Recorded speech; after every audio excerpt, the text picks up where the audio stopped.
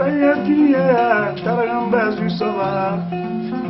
Raya dunia noman taragam bazu saba pamtu.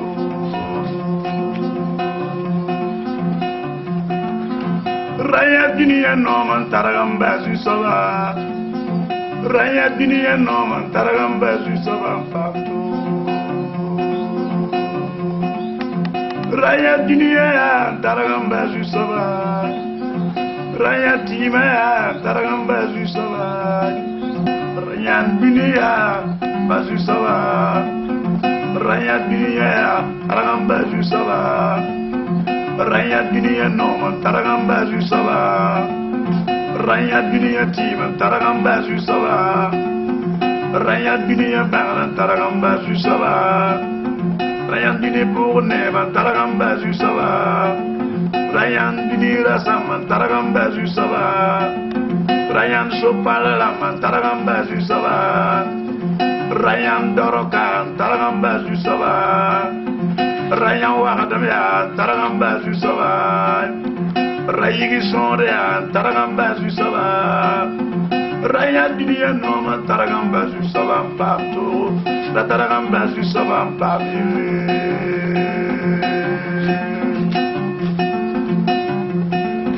Raya dunia noma taragam bazu saba. Raya dunia noma bazu saba. Raya dunia tim taragam bazu saba. Raya dunia baran taragam bazu saba. Raya zub noma taragam bazu saba.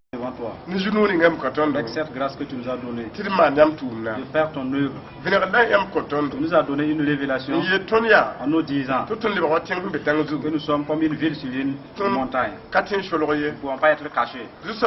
Seigneur Dieu, nous voulons pour cette vertu partager avec toute personne qui a soif de toi, afin qu'il suit et qu'il regarde et qu'il recommence à te rechercher. Te supplions, bénis ta parole, bénis cette révélation. Toute personne qui va écouter, et pendant l'écoute, s'il a des problèmes, exauce le Seigneur et détruis ses problèmes, et que son fardeau soit descendu. Fais-lui du bien. Ne permets pas que quelqu'un en écoutant et voyant cela soit attristé et que tu ne résolves pas ses problèmes. Aie compassion de ces gens. Au nom de Jésus. Gloire à Dieu. Alors nous sommes contents de cette communion dans cette parole de Dieu. Vous verrez, il s'agit de deux personnes. Ainsi, les deux hommes que vous voyez, ils ont pris une voie. Ils partent au paradis comme chacun de vous. Pendant leur marche, le premier homme, il s'est dit que c'est difficile pour aller au ciel. Ainsi, il a décidé de se rétrograder. Pendant sa rétrograde, celui qui est au devant dit que lui, il va persévérer de l'avant. Que l'appel de Dieu, il va aller accomplir cet appel. Il ne va pas se rétrograder de cet appel de Dieu. Ainsi, il a décidé d'aller de l'avant. Et cet homme a décidé de se rétrograder. Alors, dans cette dissociation, cet homme a commencé à se rétrograder. Il s'avérait pour lui que Satan est devenu un serpent à sa rencontre maintenant. Et il est étonné. Il est en train de regarder le serpent. Et le serpent rougit ses yeux contre lui. Dans ces lieux même, il n'y a personne pour lui venir en aide. Ainsi donc, il est étonné. Et Dieu n'est pas avec lui dans sa rétrograde également.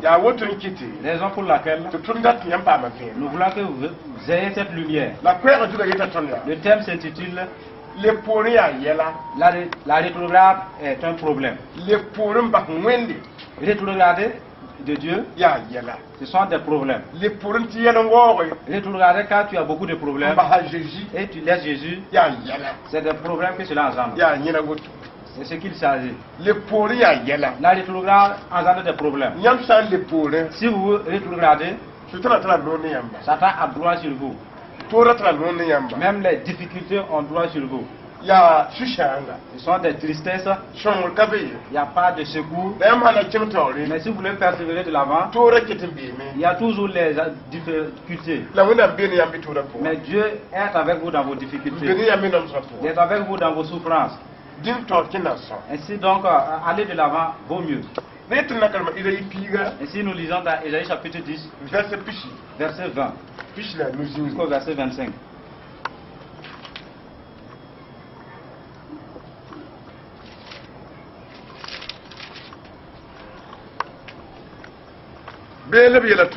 Il est dit dans ce passage, car ce jour-là, le reste d'Israël et les rescapés de famille de Jacob cesseront.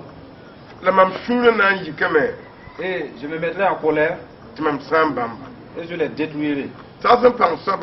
L'Éternel élèvera son fouet, il va les châtier comme il châtiait les Madianistes. Et sur le rocher d'Oreb, il s'élèvera sa verge comme il avait levé sur les grandes eaux dans la nation égyptienne. En ce jour, leur fardeau sur vos épaules disparaîtra. Et son joug va sauter de vos coups. Le passage que nous venons de lire, les Israélites qui ont dévancé à suivre Dieu, et ils étaient tourmentés par d'autres nations. Satan a utilisé d'autres tribus, d'autres nations pour souffrir le peuple de Dieu. Et il y a eu un moment que Dieu a dit, je vois l'amertume que vos ennemis vous font. J'ai vu le fardeau de vos ennemis sur vous. Et c'est comme si vous n'avez pas un Dieu. Et vous souffrez. Et vous vivez dans la vérité. Vous êtes dans l'angoisse. Et vous persévérez. Et dans vos souffrances, et vous allez de l'avant. Je sais que vous me recherchez. Maintenant je me lèverai. Que vos ennemis qui vous tourmentent, je vais les venger de leurs œuvres. Moi je changerai ces souffrances en joie pour ta persévérance. C'est pour cela que dans vos souffrances et l'amertume des gens, Dieu voit tout cela. L'humiliation et les critiques qu'on vous amène, Dieu contemple tout cela.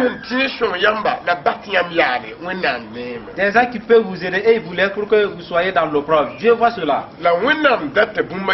Et Dieu recherche quelque chose dans ta souffrance. Ce que Dieu veut, c'est que tu persévères de l'avant. Ne crains pas les souffrances. Toi qui suis Dieu et tu as des angoisses, c'est pas pour un vain. C'est important. Dieu va te récompenser. Car c'est en son nom que tu souffres. C'est en son nom que tu as de l'amertume. Ça, c'est pas en vain. Dieu va t'aider. Voilà pourquoi Dieu veut que vous sachiez que votre salut vous réserve de l'amertume. Et après ces souffrances, c'est une paix éternelle qui existe pour vous. Et une vie éternelle pour vous. Et il vous dit, homme de Dieu, essuie tes larmes. Lève-toi, persévère. Femme de Dieu, cesse les angoisses. Lève-toi, persévère. Celui qui te promet la victoire est avec toi. ne retrouvera pas à cause des souffrances. Ne te retrouvera pas à cause de l'absence d'argent. Ne te retrouvera pas à cause des critiques. Persévère tout droit pour aller dans le paradis. La porte est ouverte pour toi. Les gens du paradis t'attendent. Les anges t'attendent. Vas-y. Et cesse d'écouter la pauvreté. Cesse d'écouter les tromperies. Pars, car il y a une paix pour toi. Pars, car il y a une joie qui t'attend. Et Dieu va t'accueillir. Mais la rétrograde n'est pas bien. Voyez-vous. Nous voulons lire dans Hébreu 10, 35. L'épître des Hébreux, chapitre 10, verset 35. Dans ce passage, voici ce qu'il nous dit. Ainsi donc, n'abandonnez pas votre assurance, qui est portée d'une grande récompense. Oui. Vous avez besoin de persévérance pour accomplir la volonté de Dieu et obtenir ainsi ce qui vous est promis. Encore bien peu, celui qui doit venir viendra et il ne tardera pas. Et le juste vivra par la foi. Mais s'il revient en arrière, je ne prends pas plaisir en lui. Quant à nous, nous ne faisons pas partie de ceux qui reviennent en arrière. Mais nous sommes ceux qui ont la foi pour le salut de leur âme. Le passage que nous venons de méditer ensemble, l'apôtre a dit que pour cela ne cesse pas. Cette parole c'est pour celui qui est au devant. Ton frère retrouvera et tu veux persévérer. Ne sois pas découragé. Persévère. Car Dieu est avec toi. Vas-y.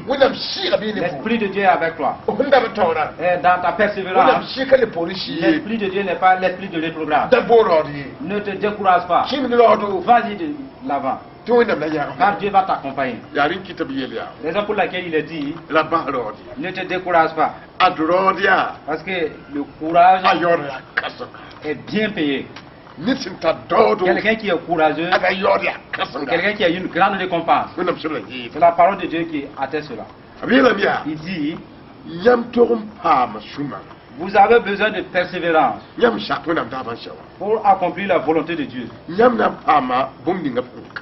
Parce que ainsi vous recevrez ce qui vous est promis. Dans quelque temps, il faut que vous soyez patient.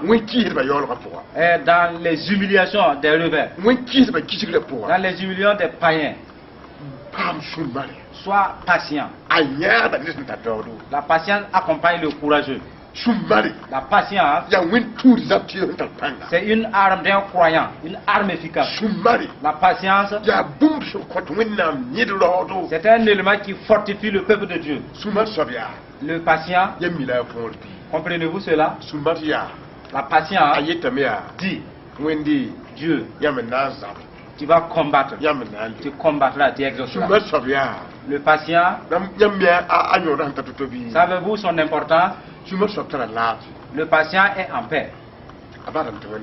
Il laisse le combat à Dieu. Vous n'ignorez que si vous êtes un chasseur, vous avez votre arme, votre fusil. Il y a un lion près de vous. Et le lion que vous avez perçu, si vous voulez aller lutter contre ce lion, ses griffes vont vous blesser. Et ses dents vont vous agacer. Et de surcroît, il peut vous dévorer. Et pourtant, vous avez un fusil. Ainsi, à l'approche du lion, vous êtes arrêté. Et vous avez utilisé l'arme. Vous l'avez visé. Quand vous l'avez visé, et le missile que vous avez laissé aller, et ces missiles vous ont dévancé. Et ces missiles ont allé écraser la tête du lion. Et le lion est tombé à la renverse. Et vous partez maintenant. En ce moment, vous êtes allé sortir votre couteau et vous l'avez égorgé. Ainsi donc, c'est parce que le fusil vous a devancé. Raison pour laquelle vous avez vaincu le lion. Voici la patience. Sachez que s'il s'avérait que vous avez vu le lion et vous avez utilisé l'arme derrière vous et votre poitrine maintenant, vous partez à la rencontre du lion. Sachez que le lion va se moquer de vous. Il va vous faire un dessert. Il va bien vous dévorer. Et vos os seront jetés. Pourquoi donc? Vous voulez lutter avec votre propre chair. Et si vous laissez que le fusil vous devance, mais vous serez vainqueur. Voilà pourquoi il vous recommande d'avoir la patience. C'est que vous avez mis Dieu à l'avance. Et Dieu dépasse un fusil. Voilà pourquoi il vous recommande de laisser le combat à Dieu. Dieu est plus qu'une arme. Et malgré que tes ennemis sont comme des ours, dans ta patience, Dieu sera au devant pour t'aider. Nous voulons vous dire, frères et sœurs, qui sont colériques dans votre croyance, Dieu dit, aie patience, car le combat m'appartient. Accepte l'opprobre, car je combattrai. Accepte les humiliations, parce que le combat m'est arrivé maintenant. Laisse-moi combattre pour toi. Voyez, soyez patient. Il continue en disant, encore bien peu de temps, celui qui doit venir apparaîtra. Mais qui il s'agit? De qui il s'agit? C'est celui qui est parti, qui doit revenir. Mais qui est parti? C'est Jésus. C'est lui qui est parti et il reviendra. Il est dit que ce ne reste pas dans peu de temps seulement. Il reviendra. Femme, dans peu de temps, tes larmes seront séchées. Homme, dans peu de temps, et tes soupirs seront arrêtés. Car celui qui doit venir, ce qu'il a semé, il va venir récolter. Rien ne peut l'empêcher de venir. Sois patient, car il est prêt. Il est dit, parce que celui qui doit venir viendra. Mon juste doit vivre par la foi. Mon juste doit vivre par la foi. Ainsi que la foi n'abandonne pas mon juste jusqu'à ce qu'il voit l'importance de sa foi. Mon juste vivra par la foi. Je te crois dans la foi. Je t'attends dans la foi. Ta vie se trouve dans la foi. Ton paradis se trouve dans la foi. Ta paix se trouve dans la foi. Mais mon juste vivra par la foi. Ainsi ne sois pas douteux. Ainsi ne te retrouvera pas. Continue en disant, quand nous, quand il se retourne en arrière pour se retrouver, je ne prends pas plaisir en lui. Dans peu de temps, celui qui doit venir viendra. Voici son message. Mon juste, si tu te retrouveras avant mon arrivée, je ne prendrai pas plaisir avec toi. Mon juste, si tu te retrouveras, femme, si tu te retrouverais, homme, si tu te retrouverais avant ma venue, je ne serai pas content de toi. Vous voyez? Je ne serai pas content. Il continue en disant, nous ne sommes pas de ceux qui vont revenir en arrière pour notre perte. Celui qui a rétrogradé, il serait détruit par le serpent. Nous ne sommes pas ceux-là qui vont revenir en arrière. Si vous retournez en arrière, vous rencontrez le serpent. Et si le serpent vous mordait, vous allez mourir. Raison pour laquelle la rétrograde, c'est des cimetières. Même si dans votre rétrograde, vous avez des milliards, une destruction, un péril vous attend. Ne vous rétrogradez pas. Mon juste, il part de l'avant. Cessez de regarder les programmes. Cessez les pauvretés. Regardez. Car dans peu de temps, vos larmes seront séchées. C'est Dieu qui veut que nous demeurions dans sa parole. Partons de l'avant. Nous lisons dans Psaume 73, partie du verset 27. Ce passage va nous éclairer davantage. Psaume 73,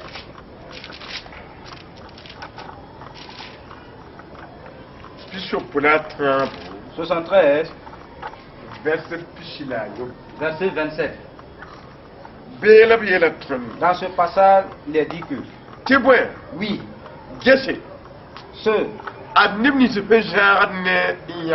ceux qui s'éloignent de toi vont à leur perte. Tu réduis au silence tous ceux qui te sont infidèles. Pour moi, mon bonheur, c'est de m'approcher de Dieu. Je place mon refuge en toi, Seigneur, l'Éternel,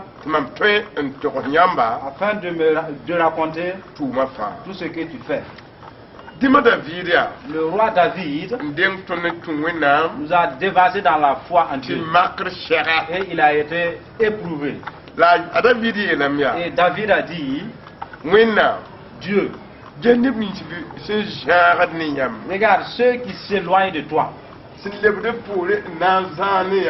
se rétrogradent pour s'éloigner de toi, ils vont à leur perte. Ils partent pour leur perte.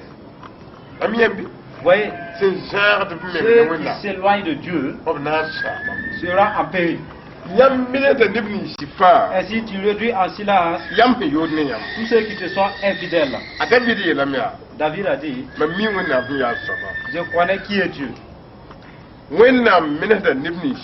Dieu fait disparaître ceux qui lui sont infidèles.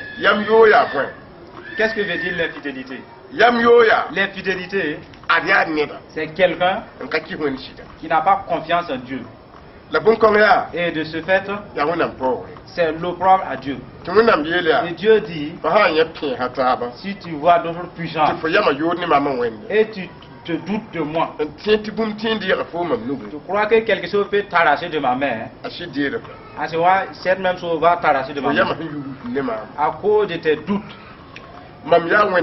Je suis le Dieu qui est juste et victorieux jusqu'à tout temps pour tous ceux qui me sont confiants. Vous voyez, ainsi la parole de Dieu veut que vous sachiez que quand vous devenez infidèle pour ces problèmes, si vous ne vous éloignez pas de l'infidélité, une destruction vous suit. Le roi David a dit, en ce qui me concerne, moi je m'approcherai de Dieu. C'est bien. Et de m'approcher de Dieu. Ainsi, si nous suivons les pas de David, dans sa victoire, nous allons vaincre également. Ne nous rétrogradons pas. Vous allez rencontrer des problèmes. Mais cela ne doit pas vous étonner. Ce que vous savez, c'est que Dieu vous accompagne. Jonas a été sauvé comme vous. Et Dieu lui a envoyé à Ninive pour proclamer la bonne nouvelle. Et les gens de Ninive haïssaient les Jonas. Et Jonas n'était pas content. Il est allé pour s'enfuir. Il est rentré dans une barque. Et une tempête s'est levée pour détruire cette barque. Jonas se trouvait dans des problèmes. Il était obligé de discerner que le problème c'était à Jonas. Et il a dit, c'est à cause de moi que cette tempête s'est levée. Jetez-moi dans l'eau. Vous voyez que c'est un vrai problème. Jonas a été précipité dans l'eau. Parce qu'on l'a jeté dans l'eau. Une baleine l'a accueilli. Dieu a été avec Jonas dans la mer. Et Jonas continue dans le poisson. Et la présence de Dieu lui a accompagné dans le poisson. Dans le poisson. Et Jonas dans le ventre du poisson. Il a fait 3 jours. Et la présence de Dieu était avec lui. Il a fait des veillées dans le ventre du poisson. Dieu serait avec vous dans vos tentations respectives. Il n'a pas dit qu'il va empêcher. Il sera avec vous. Et même si c'est dans le poisson, il sera avec vous. Même si c'est dans les eaux. Vous voyez, c'est Dieu qui tient la vie. Nous partons de l'avant. Et nous lisons 1 Chronique 28:8. Le livre de 1 Chronique, chapitre 28, partir du verset 8.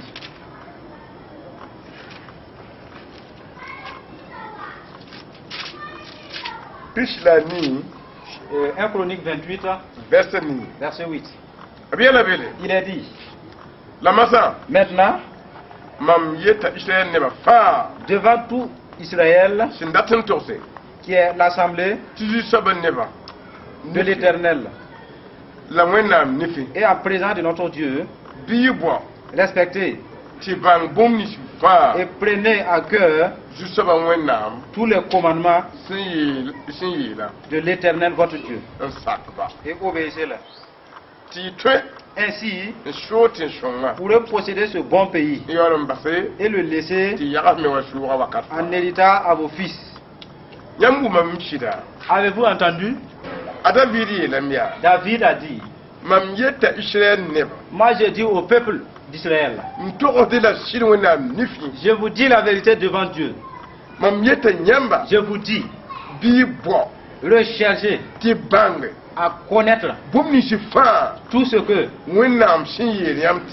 Dieu vous a prescrit de faire. Recherchez, si vous recherchez à connaître, moi je vous déclare que vous allez posséder ce pays. Et si vous ne cherchez pas à savoir, vous serez dans le totem de Dieu. Et à cela, vous allez vous rétrograder de Dieu. Raison pour laquelle le serviteur a dit, il y a une recherche dans l'affaire. Cherche à savoir la promesse qui t'est due. Et force-toi à discerner les ennemis de cette promesse. Si tu recherches à connaître tout cela, tu serais victorieux, tu pourras suivre Dieu. Voici la sagesse que David a utilisée pour chercher et avoir Dieu. C'est ce qu'il a dit. Rechercher à savoir tout ce que l'Éternel Dieu vous a prescrit. Si vous connaissez tout ce qu'il a dit, ainsi obéissez-lui. Après cela, vous pourrez posséder votre ciel. Sinon, vous n'allez jamais posséder le ciel. Vous voyez? Recherchez à savoir. Voilà pourquoi nous vous montrons la volonté de Dieu. Ne venez pas en arrière. Partons de l'avant. Dans Jérémie 17:13. Ce passage également nous le conforte. Jérémie 17:13.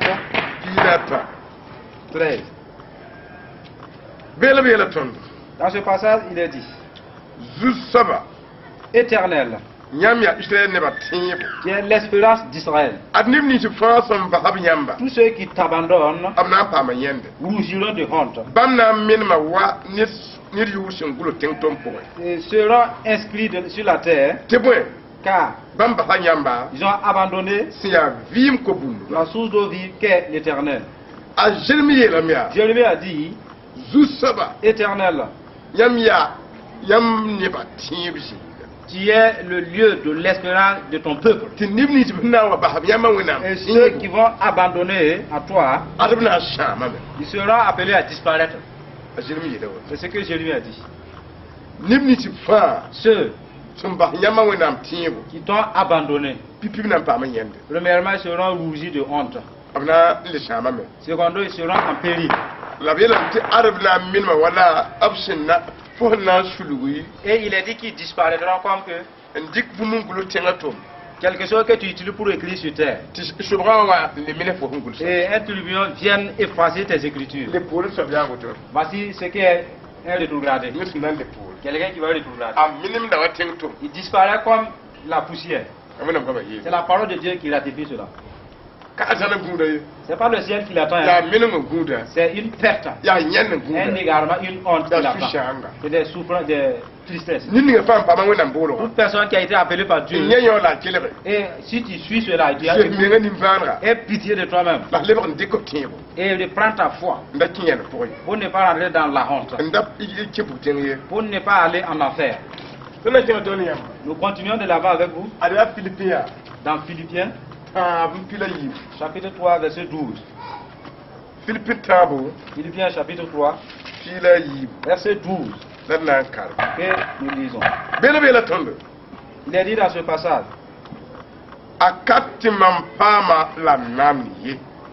Ce n'est que je l'ai encore reçu. Où nous avons, je suis juste d'abord. Mais je persévère.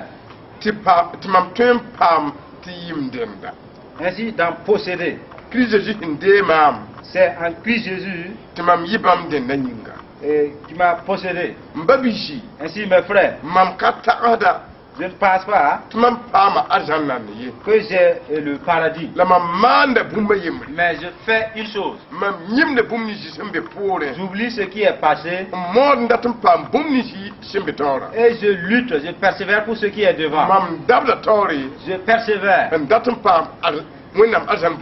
pour saisir le don d'appel de Dieu.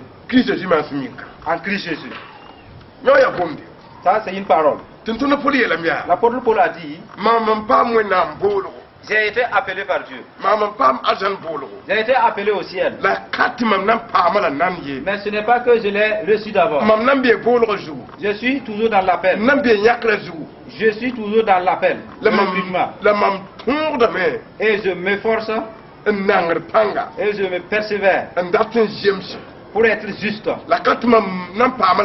Et c'est pas que j'ai déjà remporté le prix. Mais je m'efforce afin que j'ai le paradis pour possession. Pour que cela m'appartienne. Il part de l'avant en disant, mes frères, je ne pense pas que j'ai le paradis déjà. Mais ma course et ma marche justifient. C'est vrai que j'aurai ce paradis. Mais le désir de mon cœur et ma confiance avec Dieu, j'ai la foi que j'ai déjà remporté le ciel. Je ne l'ai pas encore. Mais ma manière de courir, j'ai la foi que le paradis est mien. Alléluia. Gloire à Dieu.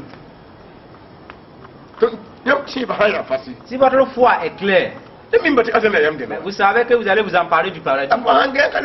Mais si en dormant tu ne peux plus prier, tu peux faire 3 jours sans prier. Et pourtant on te recommande de prier sans cesse. Tu peux même pas prier n'en parlant pas, d'être fatigué. Mais où est ton paradis? Parce que l'ennemi viendra. Et Jésus t'a recommandé de prier. Tu ne peux pas prier. Le serviteur Paul a couru. C'est ce qu'il a dit. Le paradis, c'est pas marcher, c'est courir. Parce que le chemin est long. Courez. Courez. Courez. Cessez de vous assoupir. Si vous êtes dans les prières, votre esprit est en train de courir. Et si vous vous trouvez dans la parole, la méditation de la parole, et écoutez la parole de Dieu, en ce moment, votre esprit est en train de courir.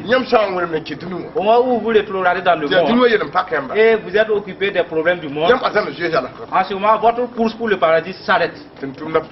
L'apôtre Paul dit, je m'efforce pour abandonner ce qui est en arrière. J'oublie ce qui m'est passé. Que l'autre a acculé avec moi hier. Que dans 2 ans, on m'a fait des bagarres. Que l'autre m'a culpabilisé. Dans ma course, j'oublie ce qui est culpabilité. L'opprobre, j'oublie cela. J'oublie les critiques. Et j'oublie la haine. Et je cours vers le but de remporter le prix d'appel. Si je n'oublie pas, cela empêchera ma course. Si je n'oublie pas la haine, les critiques et l'opprobre des gens qu'ils m'ont fait d'avance, cela va empêcher ma course du paradis. Mes frères, oubliez ce qui est passé. Cessez de vous rappeler de ce qui est passé. Courez. Courez vers le but. Le temps est appelé à courir. Nous continuons. Hein? Pour le terme. Dans nombre 14, verset 1. Que nous allons lire. Nombre chapitre 14. 1.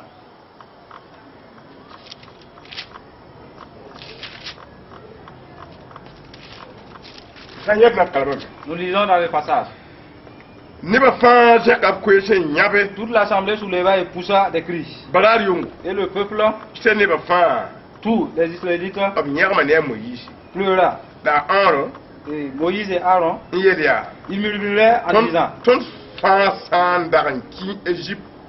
si seulement nous étions morts en Égypte ou dans ce désert, cela valait mieux. Pourquoi l'Éternel nous fait-il aller dans ce pays où nous tomberons par l'épée, où nos femmes et nos enfants deviendront en proie? Ne vaut-il pas mieux pour retourner en Égypte? Ils se concertaient l'un à l'autre. Nommons un chef, nommons quelqu'un pour chef, afin d'y retourner. Moïse et Aaron tombèrent le visage contre terre devant toute l'assemblée réunie. Les membres de l'équipe qui avaient exposé le pays, Josué et Caleb, déchirèrent leurs vêtements. Dire à toute l'assemblée des Israélites, le pays que nous avons parcouru est un pays très bon. Si l'Éternel nous est favorable, il nous y conduira et nous le donnera. C'est un pays où coule le lait et le miel. Seulement ne vous révoltez pas contre l'Éternel et n'ayez pas peur des habitants de ce pays, car nous ferons d'eux une bouchée. Ils n'ont plus de protection. Et l'Éternel est avec nous. N'ayez pas peur. Toute l'assemblée parlait de les lapider. Lorsque la gloire de Dieu apparaît sur la tente de la rencontre, devant tous les Israélites, l'Éternel dit à Moïse, jusqu'à quand ce peuple me méprisera-t-il? Jusqu'à quand ne croira-t-il pas à moi, malgré tous les signes que j'ai accomplis au milieu de lui? Je le frapperai par la peste et je les frapperai et je les détruirai. Mais je ferai de toi une nation plus grande et plus puissante que lui. Le passage que nous disons, il s'agit d'une révolte. Dieu a suscité les gens d'Égypte. Il les a fait traverser la mer Rouge. La mer s'est fendue. Après leur sortie, les eaux se sont revenues. Alors quand les eaux sont revenues, ils continuent en disant, ils ont été assoiffés. Dieu les a étanché la soif. Et ce fut ainsi. Et Dieu les a nourris dans ce désert. Et à l'approche maintenant de la terre promise, et il y eut une bataille entre eux. Et le peuple dit à Moïse, choisis des gens pour aller espionner le pays pour nous, en notre faveur. Et des gens ont été choisis et envoyés. Alors quand ils sont allés, qu'est-ce qui s'est passé? Ils ont eu peur. Parce que les gens étaient géants. Ils étaient des gens de haute taille. Ils ont été anxieux. À leur retour, ils ont rendu compte. Nous voulons choisir des gens afin qu'ils nous reconduisent en Égypte. Ils ont oublié que la mer Rouge s'est revenue. La rétrograde n'est pas bien. Sais-tu comment Dieu a fait pour te faire sortir de là? On t'a dit qu'il y a un retour. Il n'y en a pas.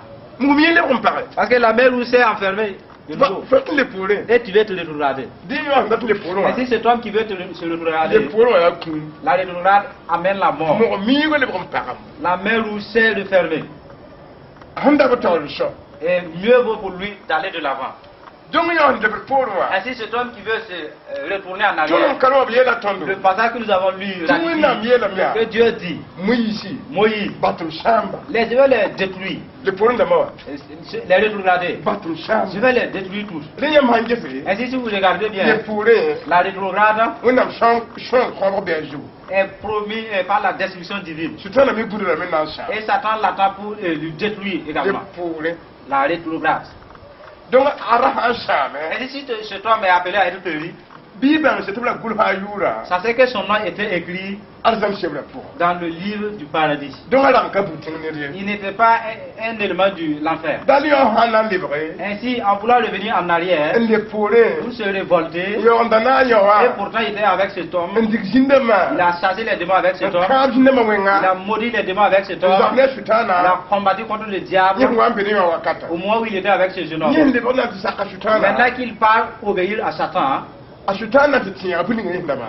se rappellera de ce que cet homme avait fait. Ainsi, sa péremption et du fait qu'il va aller en enfer,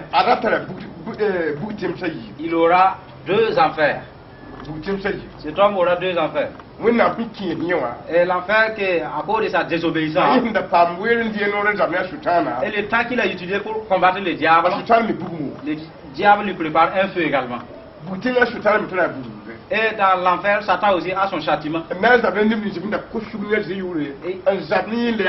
va combattre contre les croyants rétrogradés. Ainsi, un chrétien de Jésus-Christ, il a deux enfers. Et un païen a un seul enfer. Parce qu'il avait obéi à Satan. Et il n'y a pas de problème. Il était un démon tout en marchant. Maintenant, cet homme qui était croyant, il s'est rétrogradé. Il n'est pas avec Dieu. Il n'est pas avec le diable. Le châtiment de Dieu est là. Et le châtiment du diable existe sur lui également. Ainsi, cessez de vous rétrograder. Et ne vous révoltez pas. Notre message prend fait ici. Les rétrogradés. C'est un message. Ceux qui s'affaiblissent. C'est un message pour vous. Ne vous rétrogradez pas. Notre thème s'intitule La rétrograde engendre des problèmes. La parole dit qu'il sera honni. La parole dit qu'il est appelé à être détruit. Raison pour laquelle voici les passages. C'est dans Ésaïe 10, 20, 25. Hébreux 10, 35, 39. Psaume 73, 27. 1 Chronique 28, 8. Jérémie 17, 13. Philippiens chapitre 3, 12, 14. Nombre 14, verset 1 à 12. Vous devez bien lire ces passages-là. La parole va vous exaucer davantage. Nous allons prier pour vous. Notre Père Tout-Puissant, si les gens t'ont écouté et qu'ils étaient tièdes, ils se rétrogradaient, aie pitié d'eux. Si les gens étaient rétrogradés et s'ils ont écouté et suivi, et cette personne-là, afin qu'ils se relèvent du royaume du diable, pour ne pas être péri. Dieu est très haut, bénis les auditeurs, bénis ceux qui t'acceptent. Et faites en sorte que, bénis-les au nom de Jésus. Amen.